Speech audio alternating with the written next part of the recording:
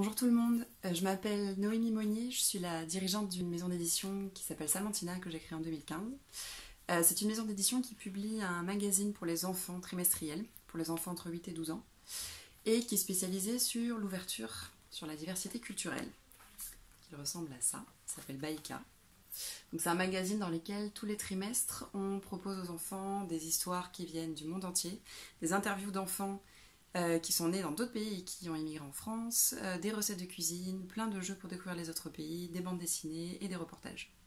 En parallèle de cette activité d'édition, nous avons développé depuis quelques années maintenant une activité d'animation, de conception et d'animation d'ateliers pour enfants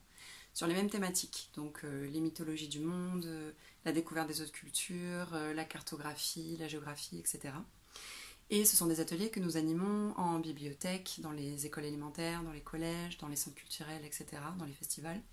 auprès d'un public d'enfants francophones ou d'enfants qui viennent juste d'arriver en France et qui sont en train d'apprendre le français. Alors depuis le début du confinement, nous avons dû arrêter toute cette activité d'animation, bien entendu.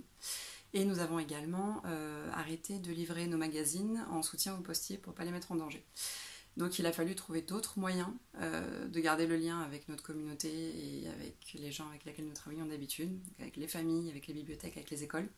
Donc nous avons mis en place une offre numérique gratuite pour les enfants, de toutes sortes de jeux tirés du magazine téléchargeable, aussi de recettes de cuisine du monde entier tirées du magazine aussi téléchargeable, et aussi d'histoires tirées du magazine que nous avons proposé en version audio pour que les enfants puissent en profiter sans écran, et aussi en version vidéo pour pouvoir montrer les illustrations. Ce que cette crise m'a appris moi personnellement, c'était que, et c'était une belle surprise, qu'il y avait une grande communauté très engagée qui nous soutenait, et sur laquelle on pouvait compter. Et par ailleurs, je pense que des moments exceptionnels comme ceux que nous vivons cette année peuvent malheureusement amener les gens à se replier sur eux-mêmes. Et donc je pense que le travail que nous faisons sur l'ouverture à l'autre, l'ouverture à l'étranger et aux autres cultures est d'autant plus nécessaire et le sera d'autant plus à l'avenir.